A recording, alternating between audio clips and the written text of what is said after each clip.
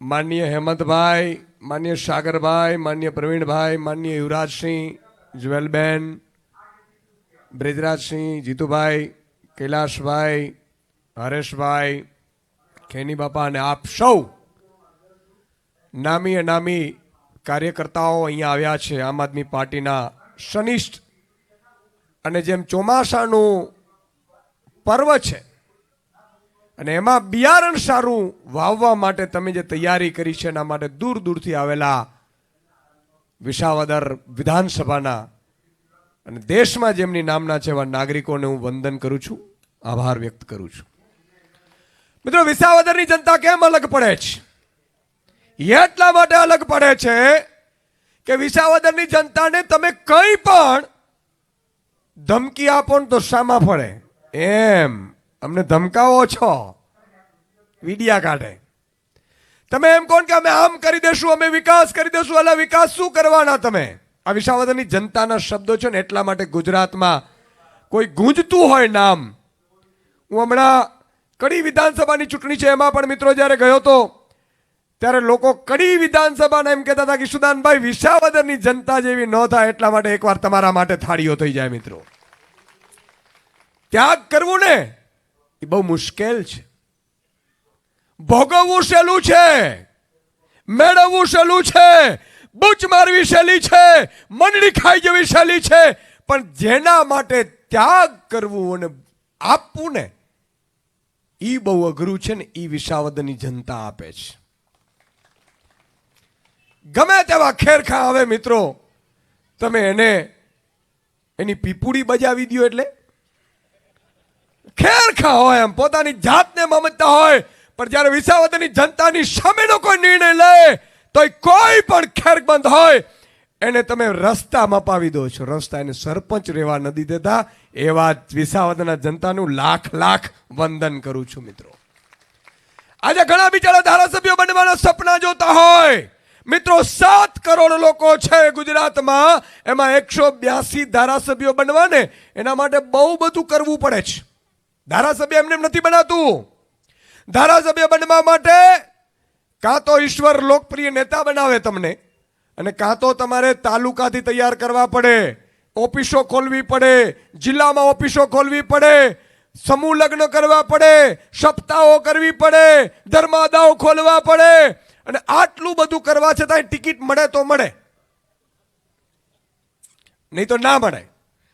અને એમાંય તમે જ્યારે સાહેબ એક વાવાઝોડું આવ્યું આમ આદમી પાર્ટીનો, અરવિંદ કેજરીવાલજીની નીતિનો, વિચારધારાનો, ખેડૂતોનો, અને એક ભાઈ જેને તાલુકા પંચાયતની સીટ નહોતી મળતી અને ધારાસભ્ય બન્યા. પણ માણસ કહે ને કે ખાઈ જાણે ને એ ખાઈ જાણે, એમને એમ નથી ખવાતું સાહેબ. એટલે તમે લોકોએ જે જે સંઘર્ષો કર્યા છે, હું હમણાં રસ્તા જોતો તો પેરિસ જેવા છે, જબરજસ્ત. આમાં ગાડી આમ પાણી ન હલે. વિચાર કરો, ખેતીમાં નજર મારીએ તો ભાવ ન હોય, ડુંગળીના થપ્પા પડ્યા હોય, તલના ભાવ ન મળે. સાહેબ, ભારતમાં 16 કરોડ ખેડૂતો છે, એની ઉપર 21 લાખ કરોડનું દેવું છે. કોઈનું માફ થયું ખરું? જેનું માફ થયું હાથ ઊંચો કરો. કોઈનું માફ થયું દેવું? માફ તો નથી થયું. પણ ઉદ્યોગપતિઓના 50ના આ ભાજપ સરકાર અને નેતાઓએ 16 લાખ કરોડ માફ કર્યા છે. ઈ 16 લાખ કરોડ જો ખેડૂતોને માફ કરત તો અત્યારે તમારા મારા ઉપર 3 લાખ ને છે ને 5 લાખ ને મારે છે. મેં ધિરાણ લીધેલું છું, ખેડૂતનો દીકરો છું, અને એટલે હું પીડા જાણું છું ખેડૂતની. ખેડૂતનો દીકરો હોવો અને ખેડૂતનું દીકરું બનવો, આમાં 2 ફરક છે. એક ભાઈ આવ્યા હતા 2014ની ચૂંટણી લડવા જતા હતા પ્રધાનમંત્રીની, ત્યારે એવું કહેતા હતા કે મિત્રો, વાવણી વાવી હોય, નિંદામણ કર્યું હોય, છેલ્લે છેલ્લે ઈ પાક ઉપજ ઉપાડ્યું હોય અને પાછરા પડ્યા હોય અને વરસાદ થાય તોય પાક વીમો મળશે. આવું કીધું હતું ને? તમે વિચાર કરો, આવું બધું કે એટલે આપણે એમ થાય કે આ ખેડૂતના દીકરા જ લાગે છે. બધાય સાચા હોય એવું જરૂરી નથી. અત્યારે નકલી બિયારણો બહુ ફરે. તમે જોજો, ગમે ત્યાં નકલી બિયારણ ઘૂસી જાય અને નકલી બિયારણ એટલું આમ ઝડપથી મળતું હોય કે હા હમણાં મળે, આપણે તો ખેડૂત છીએ, તરત વર્તી જઈએ કે આ નકલી લાગે. એમાં તમે જોરદાર છો મિત્રો. નકલીઓને ઓળખવામાં કોઈ હિન્દુસ્તાનમાં જો કોઈ પ્રજા જાગૃત હોય ને તો એ વિસાવદરની છે. અને માતા બહેનો પણ ઓળખી જાય નકલી બિયારણ છે. પ્રચાર કરવા જાય નકલી તો તરત કે ઓહ આ તો નકલી છે લ્યા. એટલે મારે મિત્રો કહેવાનું ઈ છે કે વિસાવદરની જનતાએ ફરીથી એનો પરચો સમાવવાની લડાઈ લડવા જઈ રહી છે. આ ચૂંટણી ગોપાલ ઇટાલિયાજી આમ તો ભાગ્યશાળી છો મિત્રો કે ગોપાલભાઈ ઇટાલિયા જેવા ફાઇટર આજે વિસાવદરને મળી રહ્યા છે. તમે વિચાર કરો કેશુબાપા વખતે એક ઉમંગ હતી જે વિસાવદરની જનતાને, હું લગભગ 70-80 ગામોમાં ફર્યો છું, નાગરિકોને મળ્યો છું, એક જ વાત કરે છે કે ઈશુદાનભાઈ કોઈ મજબૂત કેશુબાપા પછી કોઈ મજબૂત લીડર અમને મળ્યો ને તો ગોપાલ ઇટાલિયા મળ્યો છે, અમે આભાર માનીએ છીએ. પહેલો ગયા એટલે તમારા માટે મને એટલું માન થાય છે મિત્રો, પણ એ માન અને એની પરીક્ષા 19મી જૂને છે મિત્રો. અહીંયાથી તમે જુઓ ભાજપ વાળાએ કેવા કૌભાંડ કર્યા છે. કૌભાંડ તો ઠીક, હમણાં હું આંદરવેડા ગામમાં ગયો, લોકોએ ફાઇલો લઈને આવ્યા, મને કહે સુદાનભાઈ અમે ખેડૂત ખાતેદાર છીએ, ક્યારે ખાતું નથી, ધિરાણ ઉપડી ગયું અને 20-20 લાખની નોટિસો પાઠવી.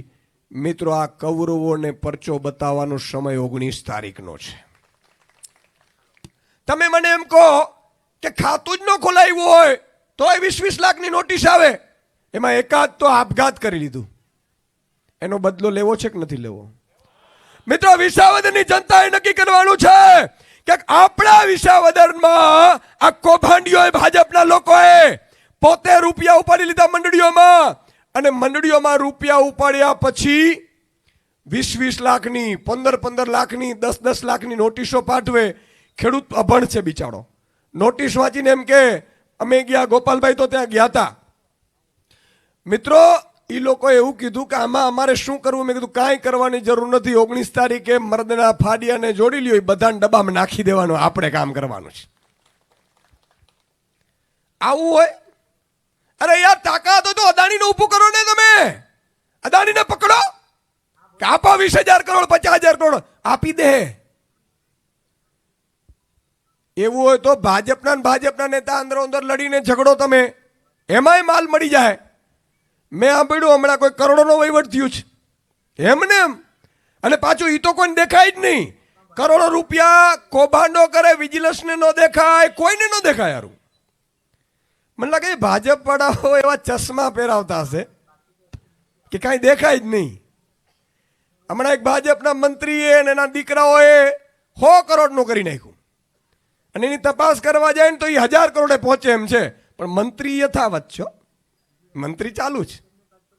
હવે મંત્રી ચાલુ હોય તો એસપીની તાકાત છે કે એના દીકરાઓને પછી રિમાન્ડ લે ને આમ કરે ને તેમ કરે? મને સાચું કહો, થાય મિત્રો? હાવ આવું. પણ એક વાત મિત્રો કેવી છે, હમણાં પ્રવીણભાઈ રામે વાત કરી, ઇકો ઝોન માટે પહેલું લડનાર અહીંયા મર્દનો ફાટ્યો હોય તો પ્રવીણભાઈ છે, ને પછી ગોપાલ ઇટાલિયા છે જે તમારા માટે લડે છે. આજે ઇકો ઝોન આવ્યો, ભાજપ વાળા તમારી પાસે આવશે, ઘણા આવી ગયા છે. જેમ બાજરો વાવ્યો હોય ને, બાજરો એટલે વૈયા પક્ષીઓ ડુંડા ઉપર ઉતરે, ખબર? ટોળેના ટોળા ઉતરે ખર કરતા. એમ ભાજપના આખા ભારતના નેતાઓ વિસાવદરમાં ઉતર્યા છે ખર. અને આવીને શું કે ખબર? મારી આબરૂનો સવાલ છે, મને આપ્યું છે, આ 5 પરિવારોના મત તો નખાવાના જ છે. ઇકો ઝોન લાગુ પડ્યું, તારી આબરૂ ક્યાં ગઈ હતી? ભાવ નથી મળતા ને અમે રસ્તા ઉપર ઉતરીએ ત્યારે તારી આબરૂ ક્યાં જાય છે?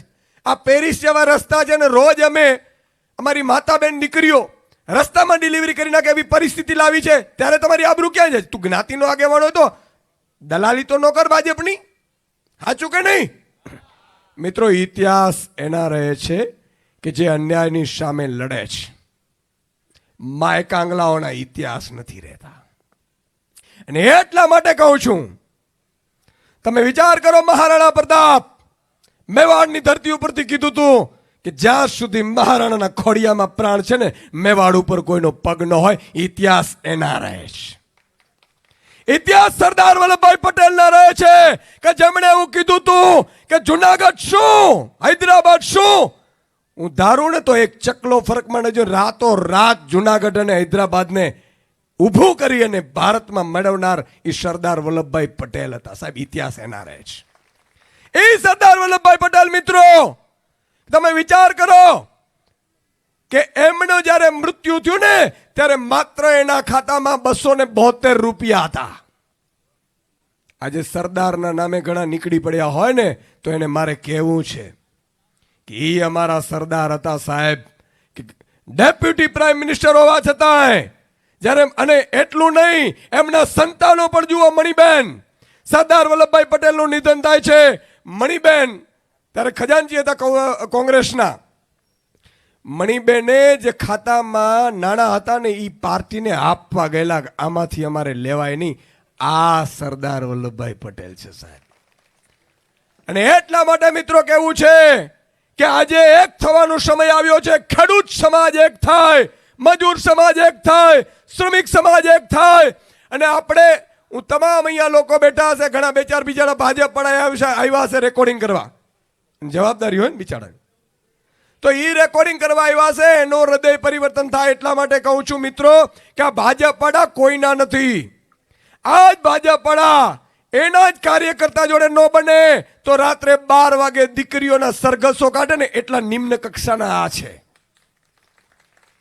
અને ત્યારે પણ ગોપાલ ઇટાલિયા જેવો મર્દનો ફાટ્યો રાત્રે 2 વાગે અમરેલીની બજારમાં પહોંચ્યો તો સાહેબ. વકીલ છે, ધારાસભ્ય કેવા હોવા જોઈએ. આજે જ ગોપાલભાઈ એક વિડીયો મૂક્યો છે મિત્રો કે ધારાસભ્ય છે, ઘણા અહીંયા શું કરે ખબર છે, અમારો આમ બરોબર. અરે પણ હું છે, ધારાસભ્ય અહીંયા મોટા ભાગના એવી રીતે કામ કરે છે મિત્રો કે જેમાં મરણ પ્રસંગ હોય તો જઈ આવે, ભેંસ મરે તો જઈ આવે, ગાવડી મરે તો જઈ આવે, ફોન કરી લે અને ધારાસભ્યનું કામ પૂરું. સાચું કે નહીં? સામાજિક કામ એ બરોબર છે, પણ ધારાસભ્ય મજબૂત હોય તો ઇકોઝોન શું, ઇકોઝોન માટેની મીટિંગ બોલાવે ને એ પહેલા થરથર ધ્રુજવી જોઈએ સરકાર. એનું નામ ધારાસભ્ય કહેવાય. ધારાસભ્ય એટલે ખેડૂતો માટે મંડળીમાં જ્યારે નાણાં આમ લેવાતા હોય, મેનેજર બેઠો હોય, મંડળીના આગેવાનો બેઠા હોય અને નક્કી કરે કે આમાંથી આ ખેડૂતોના નામે બોગસ ઉપાડી લેવું છે અને પાછી આપણે ચાવ કરી જવું છે. પોલીસ આપણા ખિસ્સામાં છે, આ તંત્ર આપણા ખિસ્સામાં છે, મામલતદાર આપણા ખિસ્સામાં છે, એમ વિચાર કરે ને ત્યારે નજર પડે કે આ ધારાસભ્ય ઊભી પૂંછડીએ બગાડશે ને એનું નામ ધારાસભ્ય કહેવાય. અત્યારે મંડળીઓના કૌભાંડ થાય ને કોઈ પકડાતું જ નથી. પકડાય તો 2 દિવસમાં છૂટી જાય. આ શું ધંધો માંડ્યો છે સાહેબ? એટલા માટે મિત્રો મારે કહેવું છે કે આ 54 લાખ ખેડૂતોની લડાઈ છે અને ગોપાલભાઈ અભિમન્યુ છે. અત્યારે એકલા લડી રહ્યા છે અને ચારે બાજુથી કૌરવોએ ઘેરી લીધું છે. કોઈએ ખોટા વિડીયો બનાવે, કોઈ માણસોને ફોડી લે, કોઈ આમ કરે. કોઈ પણ માણસ આમ તેમ થાય ને ત્યારે માનવાનું કે આનામાં લોહીમાં ફરક હતો. બાકી આ લડાઈ છે ને એ ચૂંટણી લડવાની જીતવાની નથી. આ લડાઈ વિસાવદરના સ્વાભિમાનની લડાઈ છે સાહેબ. અત્યારે જ હું એક મિત્ર હતા, એક્સ અધિકારી છે, એમણે થોડું ઘણું સર્વે કર્યું છે મિત્રો. અમે પણ સર્વે કરાવ્યું છે. હું આપને આજે આંકડો નહીં કહું, પણ અહીંયાથી તમને છેલ્લી વાત કહી અને મારે બીજી સભામાં જવાનું છે એટલે નીકળવું પડશે. એમણે જે વાત કરી એ હું આપને કહું છું કે ગોપાલ ઇટાલિયા ભારી બહુમતીથી વિસાવદરની સીટ 23 તારીખે જીતે છે એવું સ્પષ્ટ સર્વેમાં આવી ગયું છે. આંકડો બહુ મોટો છે. એટલે આ લોકો રાત્રે 2-5 લોકોને ફોડશે, રૂપિયાની થેલી લઈને આવશે. મારે બધાને કહેવું છે કે અહીંયા બધા ફરતા રહેજો. પોલીસ તંત્ર બિચારું કામ કરતું હોય, પણ આ તો ભાઈ નેતા છે, પેટા ચૂંટણી છે, ક્યાંક ડરાવશે, ક્યાંક બદલી કરી નાખશે. પણ તમારે વિડીયો રેકોર્ડિંગ ચાલુ રાખવા. બુચસિયાઓએ બૂચ મારીને મંડળીઓના ગયા છે ને રૂપિયા ઠલવવા આવ્યા હશે. આગલી રાતે આવશે. આ બુચસિયાઓને હું ઓળખું છું. આખા 5 વર્ષ લૂંટ ચલાવે. મિત્રો, પોલીસોને મુકતા નથી, એમાંથી હપ્તા લે. બોલો, મેં સાંભળ્યું, સાચું ખોટું ભગવાન જાણે. સરકાર આવશે 27માં, હિસાબ કરીશું, હિસાબ વ્યાજ સાથે કરીશું. હું પહેલા કહેતો હતો, આજે કહું છું કે આ ખેડૂતો માટે, શ્રમિકો માટે અને આ પ્રજા માટે ટાઈગર અભી જિંદા હૈ. અને જ્યાં સુધી, એટલે હું અધિકારીઓને પણ આમ તો બિચારા સારા છે, પણ છેલ્લે કહીને જાઉં છું કે એવું ન થાય કે નિવૃત્તિના સમયે તમારે જેલના સળિયા ગણવા પડે. વસૂલાત વ્યાજ સાથે કરતા આવડે છે. અને ટાઈગર તબ તક હારા નહીં જબ તક મરા નહીં. પણ એક છેલ્લું મને વચન આપી દો કે આ ગોપાલ ઇટાલિયાની જ્યારે ગણતરી ચાલુ થાય મિત્રો, ફાઈટરની, આ ગોપાલભાઈ હારી જશે તો એને ફરક નહીં પડે.